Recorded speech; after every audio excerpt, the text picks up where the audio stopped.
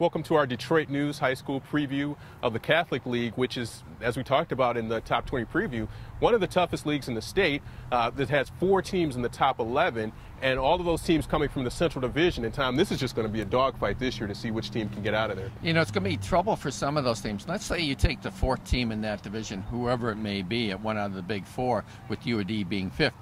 All those 4 teams play a tough non-conference schedule. They better not do too poorly outside of their league, because if they don't win enough games outside and they do poorly within the league, they might find themselves outside looking in come the state playoff time. But that being said, I see all 4 teams, St. Mary's, CC, De La Salle, and Brother Rice, all qualifying for the state playoffs. But and all the coaches agree Brother Rice is like that much above everybody else. But after that, you know, pick and choose whoever you like, because it's going to be a dogfight. Except for UAD. UAD is going to struggle this year with the new coach. Yeah, and you talk about struggling. UAD is going to have to. They play all 4 of those other teams, and that's a team that if you can get up for one game, if you can snatch off one victory within that, maybe that's the success of your season. Well, if they go 5-4, they might get in just because of their strength of schedule.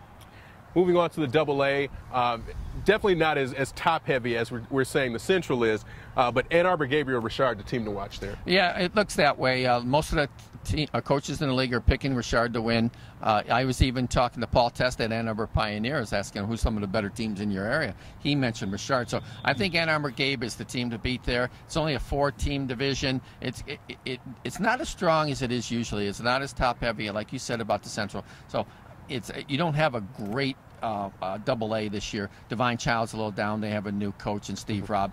I think it might take him a while, so I think it's Ann Arbor Gabe's to win.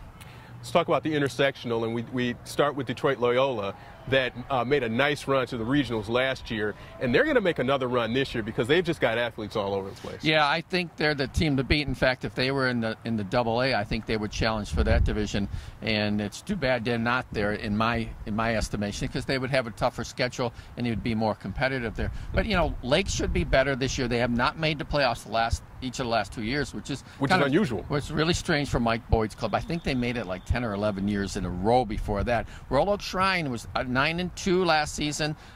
They lost a lot, and they lost the Wanglers to De La Salle, obviously. But I think they'll still be competitive. Can they go 6-3? Maybe. You know, I think it's there for them to do it. I don't know. Loyola's the team to beat. I'm anxious to see what they're going to do this year, and not only that, next year too, when some of their underclassmen develop. Malik McDowell, the player to watch there, 6'7", 290 lineman. He's only a junior, and he could be the best player within that class. So when you talk Loyola, you might even be talking about next year being a year that could be a little bit better, depending on how their skill positions are. But overall in the Catholic League, definitely the league to watch in the state with that Central Division with those 4 tough teams. But don't sleep on Gabriel Richard and don't sleep on Loyola, because as we've seen, they can make some playoff runs in there as well. For Tom Markowski, I'm Rod Beard, and that's our Catholic League preview.